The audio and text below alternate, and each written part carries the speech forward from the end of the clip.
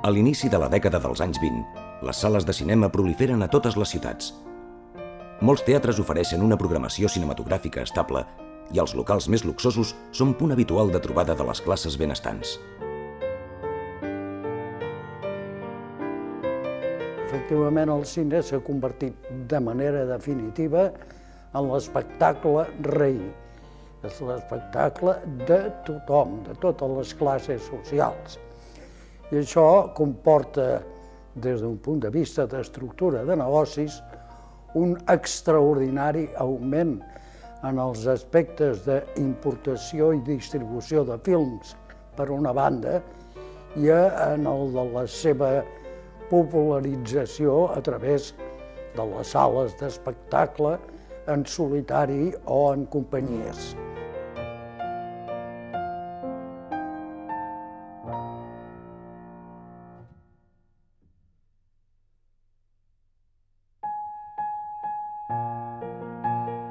Malgrat la gran expansió del cinema, la producció de pel·lícules als països catalans disminuí notablement a causa de la conjuntura econòmica general. El 1918 s'acaba la Primera Guerra Mundial i es redreça la indústria dels països bel·ligerants, amb la consegüent davallada de la indústria catalana i espanyola, que havien estat bàsicament substitutòries. Això produí una inestabilitat política i social que desembocà en el cop d'estat del general Primo de Rivera l'any 1923.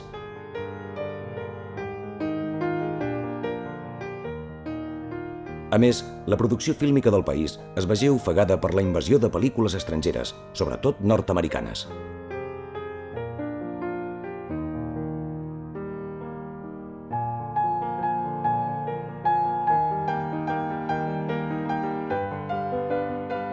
Això no obstant, aquesta època, marcada per la regressió del cinema barceloní, mereix una especial consideració a València, que arribarà a produir més que a Barcelona, i a Mallorca, on es realitzaran alguns notables llargmetratges.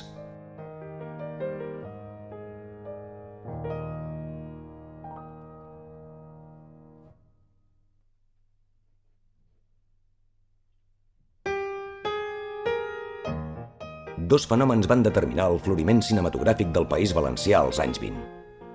La revifalla econòmica derivada de la creixent exportació tarongera i la paralització de la producció fílmica a Barcelona i Madrid.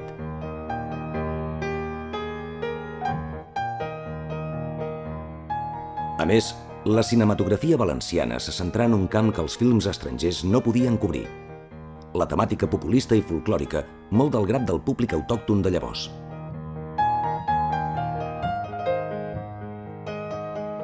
L'impuls s'inicia el 1923 gràcies a uns quants cineastes disposats a resoldre els films al gust del públic amb un cert nivell de qualitat. Atrets per aquesta ebullició cinematogràfica, diversos operadors de càmera barcelonins es traslladen a València, alguns incidentalment, com Josep Gaspar, i d'altres de manera molt més estable, com Josep Maria Maristany i Joan Andreu i Moragas.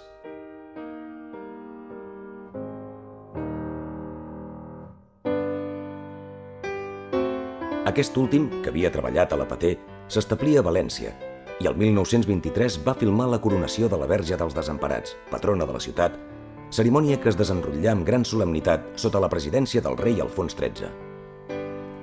Aquest reportatge es considera un dels punts de partida del cinema valencià de la dècada dels 20.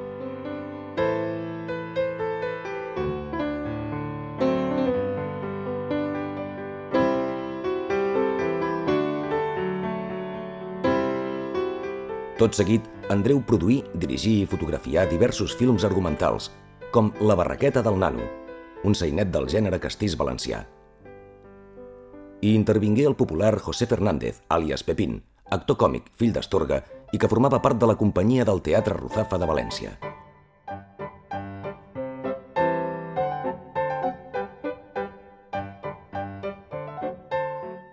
Aviat Joan Andreu i Pepín Fernández van fundar una productora, la Film Artística Valenciana, amb el propòsit de professionalitzar la cinematografia autòctona i treballar amb acreditats actors teatrals. Fruit d'aquesta col·laboració és la sarsuela La Trapera, fotografiada per Joan Andreu i dirigida i protagonitzada per Pepín, que fou molt ben acollida pel públic. El 1925, la productora es dissolgué.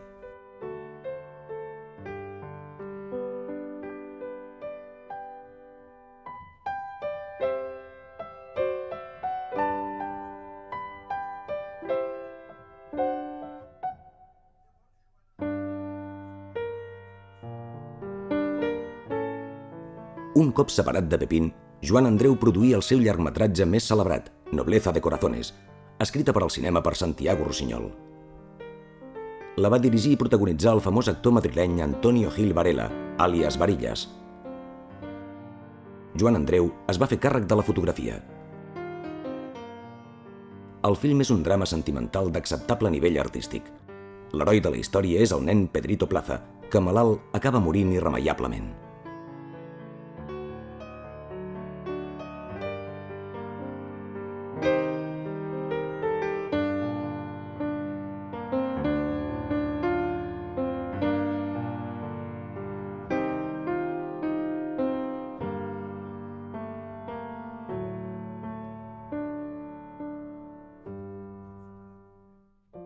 Pel seu cantó, Pepín Fernández dirigí diverses pel·lícules, entre les quals cal esmentar Justicia Divina, de la productora València Film. Es tracta d'un fulletó sobre un tema llavors quasi prohibit, el secret de confessió. Hi tenien papers destacats el mateix Pepín i la seva esposa, l'actriu valenciana Empar Ferrer.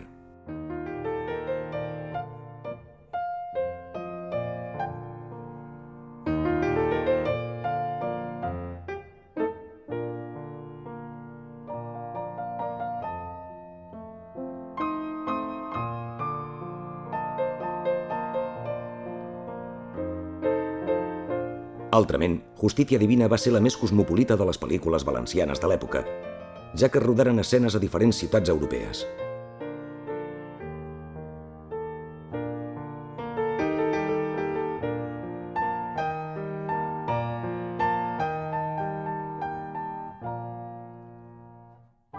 Amb tot, el forjador d'una cinematografia valenciana sòlida va ser Maximilià Tous, poeta i autor teatral.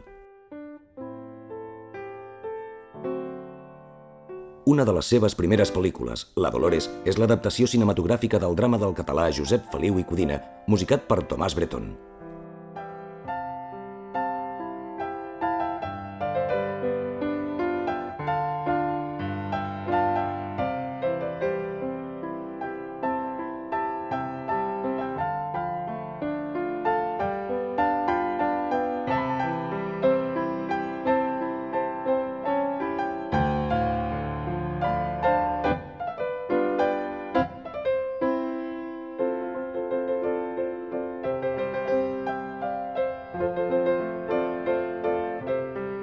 El paper principal l'interpretava Anna Giner, també protagonista dels posteriors films de Tous, gràcies als quals va esdevenir l'estrella valenciana dels anys 20.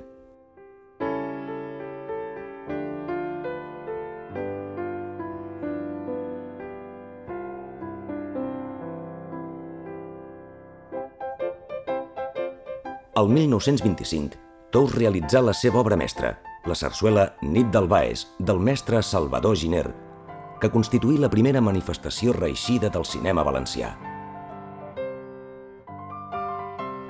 S'explotà àmpliament a l'estat espanyol, a Portugal i a Amèrica del Sud.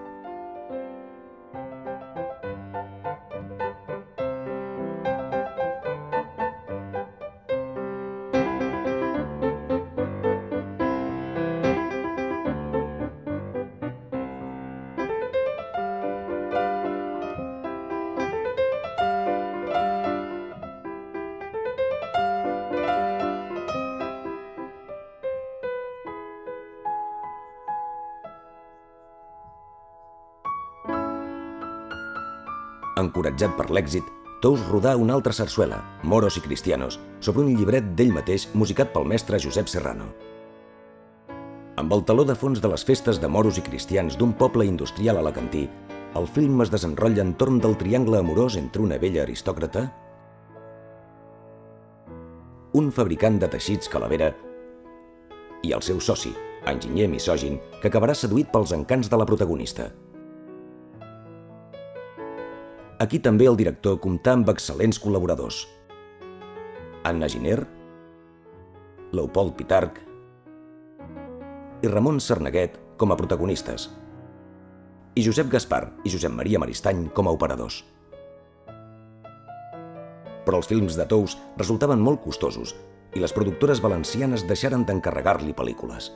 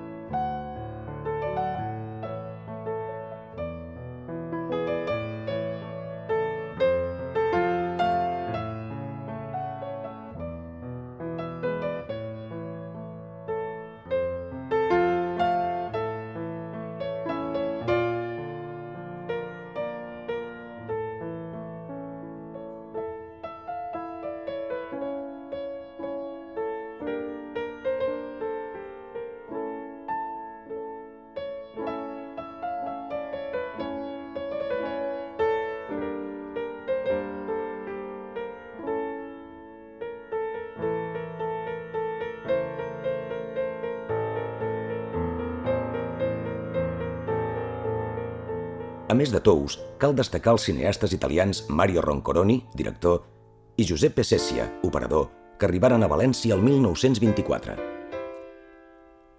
El 1925, Roncoroni filma la sarsuela Les Barraques, que fou considerada una de les millors pel·lícules peninsulars de l'any.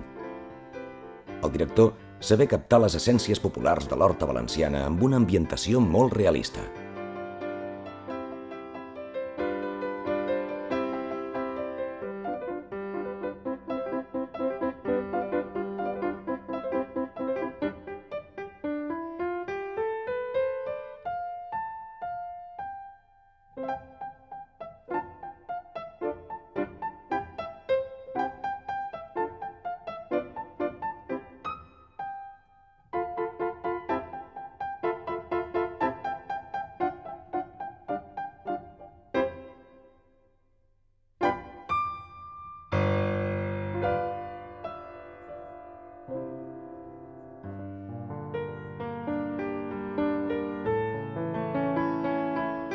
Ja amb un sòlid prestigi, Roncoroni va realitzar per a Levantina Films Rocío d'Albaicín, protagonitzada per la parella cinematogràfica del moment.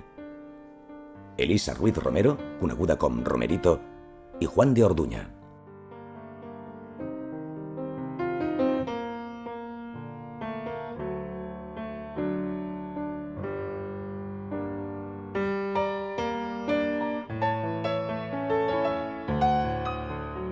Paulatinament passà d'un estil populista a l'estil del cinema elegant a la italiana, que es caracteritzava pel gust de vestir refinadament les dones,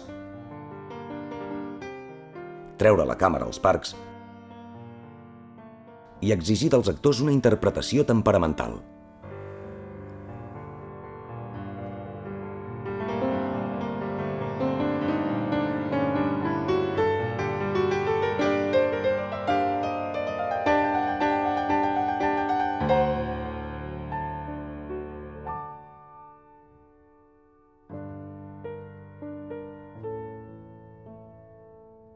Tot i la bona qualitat d'aquests films, l'èxit internacional del cinema valencià pertangué a un escriptor, Vicent Blasco Ibáñez, llavors al cim de la seva fama internacional.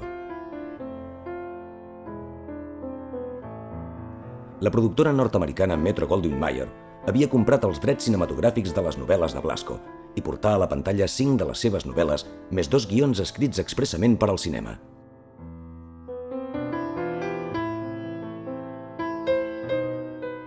I intervingueren estrelles de gran renom com Rodolfo Valentino, Alma Rubens, Lionel Barrymore i Greta Garbo. Precisament la Garbo debutà a Hollywood amb 2 pel·lícules basades en novel·les del valencià, The Torrent i The Temptress, adaptacions respectivament de Entre Naranjos i La Tierra de Todos.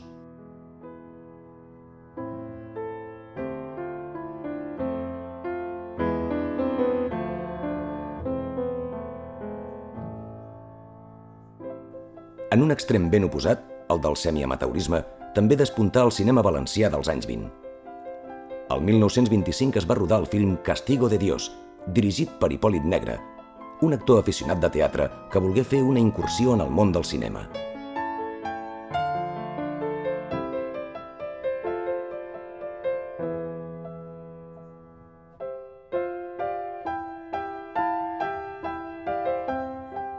Se serví d'alguns actors de cert renom, com Elvira Cortés, i d'extres amics seus. Ell mateix interpretà el paper de cacic i utilitzà com a escenari el seu poble natal, Llucena, a la comarca de l'Alcalatent. Comptà, però, amb el prestigiós operador Josep Gaspar.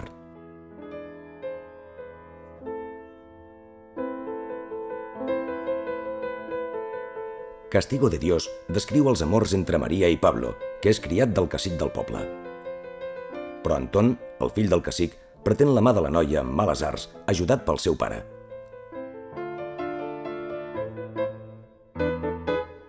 Tot plegat desencadena una forta violència.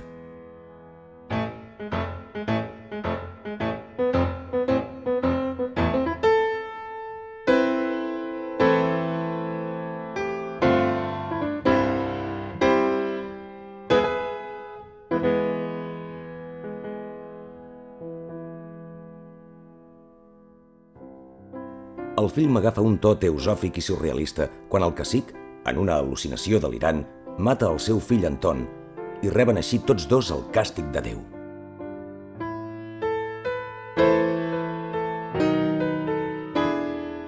A partir del 1928, el cinema valencià entrava en crisi, després de 5 anys d'una notable producció.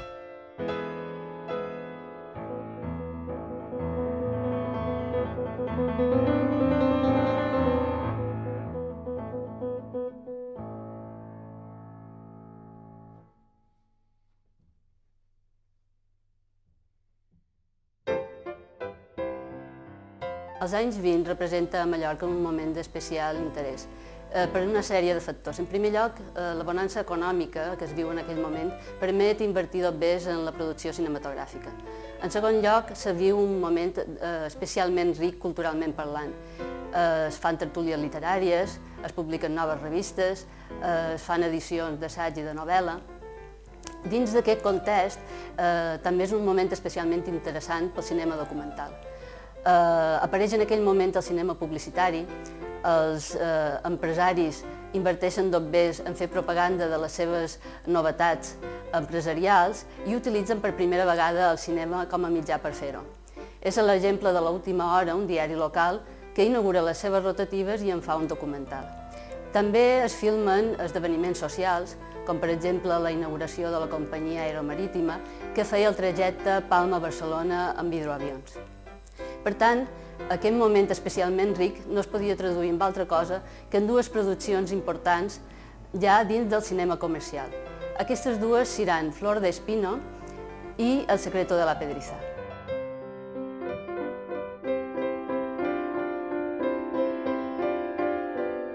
Dins de la producció cinematogràfica de les Illes Balears, basada fins llavors en films documentals, Flor de Espino representa un gran pas endavant, ja que pot considerar-se la primera pel·lícula amb argument.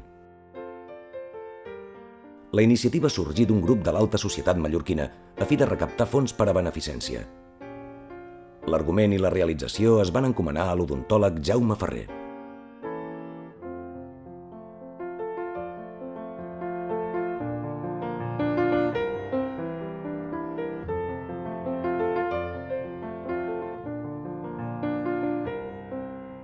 Els actors eren amateurs i pertanyien a les millors famílies de Palma. Els papers principals anaven a càrrec d'Anita Delgado, vídua de Sa Fortesa, i del marquès del Palmer.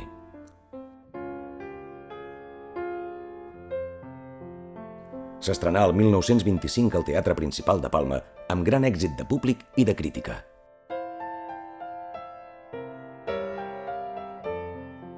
Flor de Espino és un melodrama fulletonesc. Jorge, un aristòcrata barceloní, es desplaça a Palma per formalitzar el matrimoni amb una rica hereva a qui no coneix.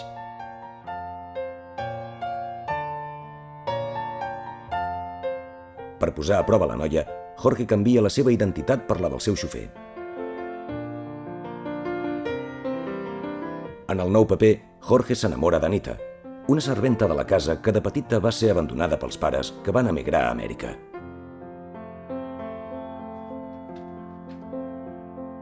Jorge i Anita es casen amb el consegüent rebuig de la família del jove.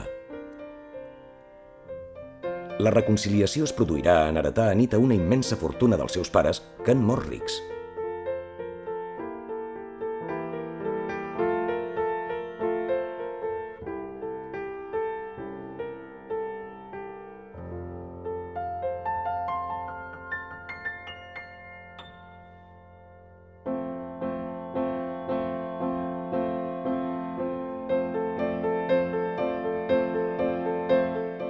Però el film clau i el gran èxit de la cinematografia mallorquina dels anys 20 va ser El secreto de la Pedriza. La productora Balear Film, formada per un grup d'aficionats al cinema, decidí realitzar una pel·lícula sobre Mallorca. S'inspiraren en una novel·la dels germans Juan i Adolfo Vázquez Umasqué, basada en un fet real que tingué lloc en l'ambient del contraban de tabac mallorquí.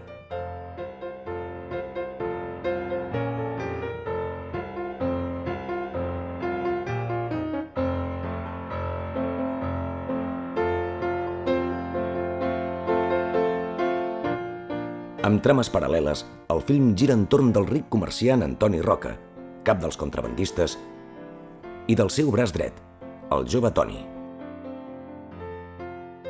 El drama esclata quan Magdalena, la germana de Toni, mata involuntàriament un carrabiner que intentava violentar-la.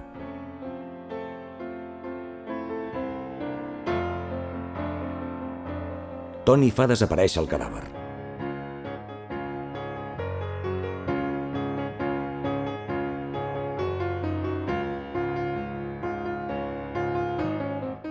Per tal que no es descobreixi el crim, Toni es veurà obligat a enterrar amb engany un altre carrabiner dins l'avenc secret on els contrabandistes guarden la mercaderia. I precipitarà més tard en el mateix avenc Antoni Roca, el cap contrabandista.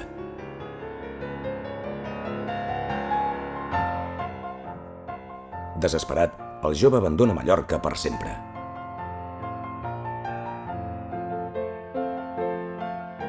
El film fou dirigit pel reconegut actor mallorquí Francesc Aguiló, amb una llarga experiència a les ordres de Ricard de Baños i Albert Marro, i que interpretava el paper del cap dels contrabandistes. La resta d'actors provenia del teatre d'aficionats.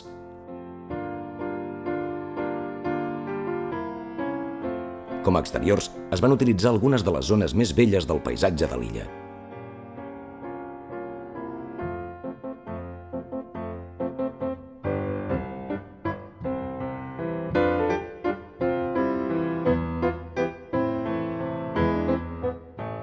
El secreto de la Pedriza s'estrenà al gener de 1926 al Teatre Principal de Palma, amb molt bon acolliment.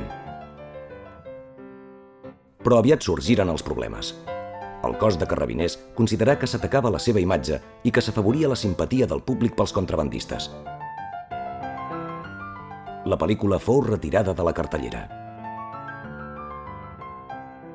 El 1927 se'n va fer un nou muntatge, afegint-hi gratuïtament escenes folclòriques i de paisatges mallorquins de cara al turisme.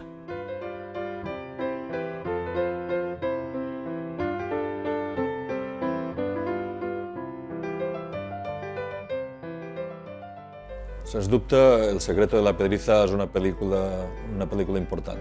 Jo diria que molt important. Ja no tan sols per les seves qualitats tècniques, que les té, sobretot tenint en compte que es va rodar l'any 26, en un moment en què la gent actuava més per intuïció que per coneixement o per ofici o per coneixement de les regles del llenguatge cinematogràfic. En aquest aspecte, El secreto de la Pedriza és una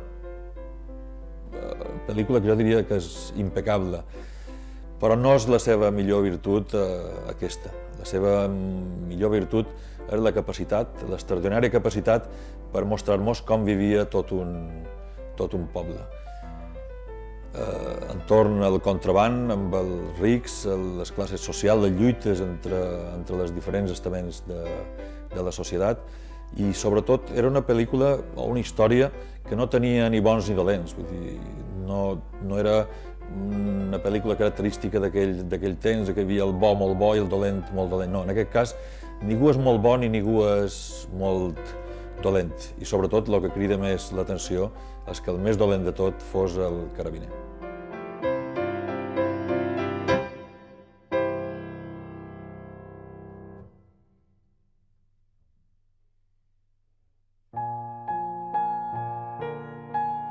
Als anys 20, Barcelona es convertia en un centre internacional de distribució cinematogràfica, sobretot a Amèrica Llatina. Així mateix, s'obriren a la capital diverses sales de projecció, com el Coliseum, inaugurat el 1923.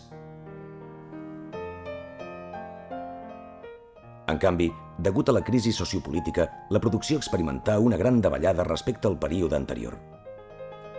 En general es fan adaptacions d'obres d'autors catalans de renom: Guimerà, Rossinyol, Gual, Josep Maria Folch i Torres, la major part amb resultats econòmics i artístics poc satisfactoris. Va tenir un notable ressò popular Mossèn Janot, dirigida i fotografiada per Ramon de Baños, adaptació al cinema de la peça homònima de Guimerà.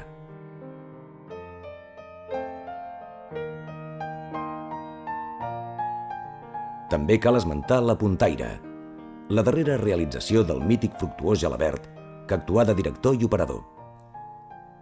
Basada en un poema lacrimogen del segle XIX, llavors molt popular, i ambientada a Arenys de Mar, narra la història dels amors entre la puntaire Agnès i el pescador Pere Màrtir, interromputs quan aquest se'n va a Cuba a fer fortuna, jurant amor etern a la noia.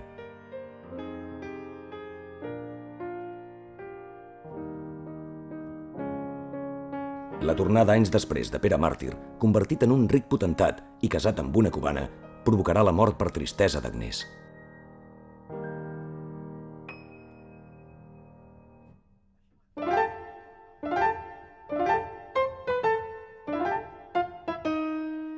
Així mateix es donà l'explotació d'un subgènere fílmic, ja instaurat socialment de forma clandestina: la pornografia. I vingué de la mà de dos cineastes consagrats, els germans Baños, que van realitzar una desena de curts eròtics utilitzant meuques del barri xinès i els seus xulos. Amb tot, en la factura d'aquests productes no hi faltà mai el talent i bon ofici dels Baños.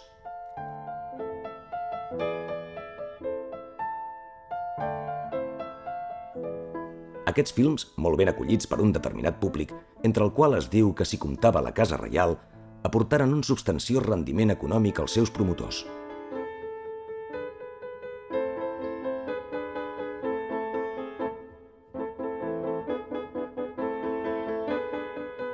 El cinema porno estava prohibit oficialment, com és lògic amb la falsa moral del país de totes les èpoques. Però es feia amb sessions que avui en diríem golfa, amb alguns cines i algunes vegades amb la permissivitat de la mateixa policia i de la Guàrdia Civil, que havia entrat i demanava els carnets o les cèdules personals llavors a la gent que hi havia en el local, però no passava mai res, perquè molts eren de la mateixa policia.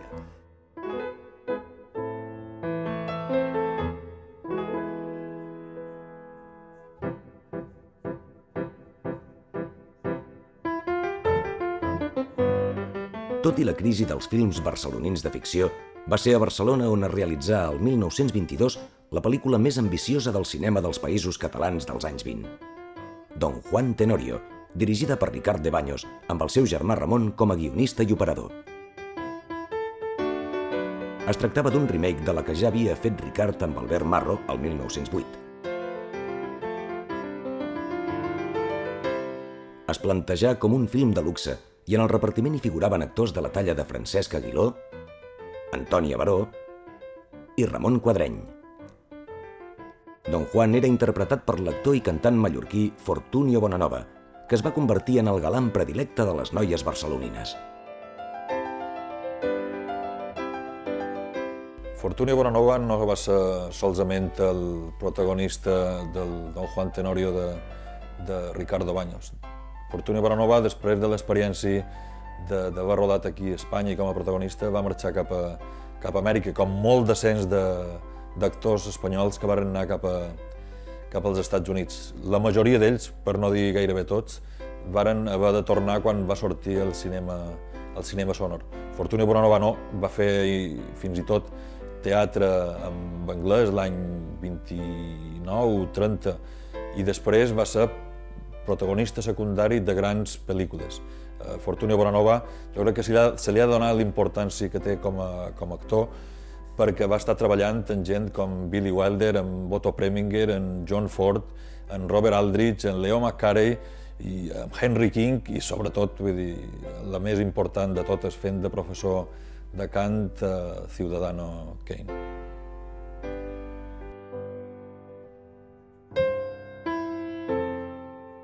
El rodatge de Don Juan Tenorio tingué un seguit d'incidències. Pocs dies abans, l'actriu que havia de fer de Doña Inés va ser assassinada. La substituí Inocencia Alcubierre, fins poc abans acomodadora de teatre.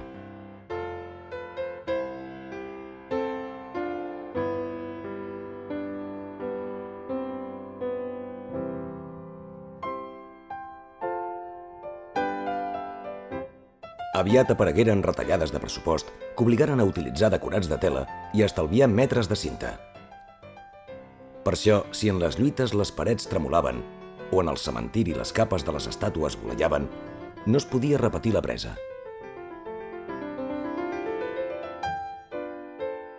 Malgrat tot, Don Juan Tenorio té els mèrits indiscutibles d'una magnífica fotografia i d'una excel·lent interpretació d'actors.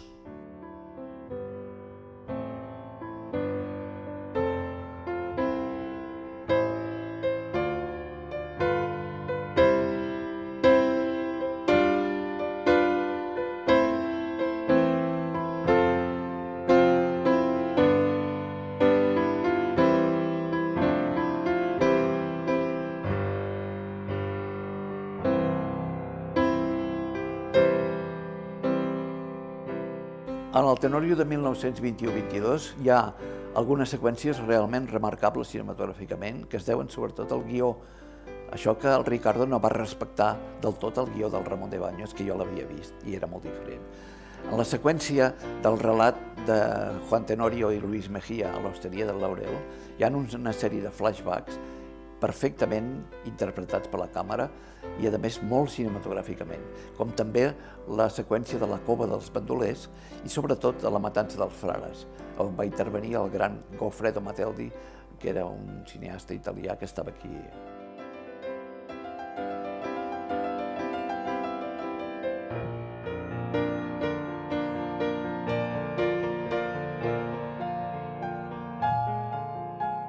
El deslluïment del cinema barceloní de ficció es vegé compensat per la producció de notables documentals.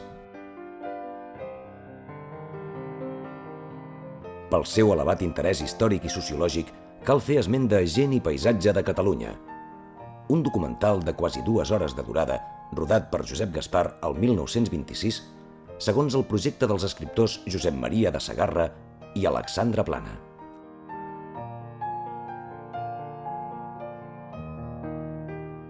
És un reportatge en el qual desfilen més de 70 personatges del món cultural, artístic, polític i esportiu de la Catalunya d'aleshores,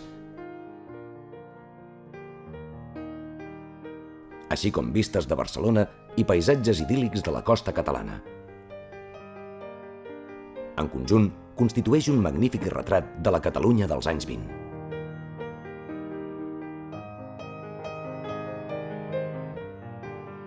Si el final d'aquest període és important, ho és doblement pel fet que no només s'acaba el període, sinó que s'acaba tota una manera d'entendre el fet cinematogràfic.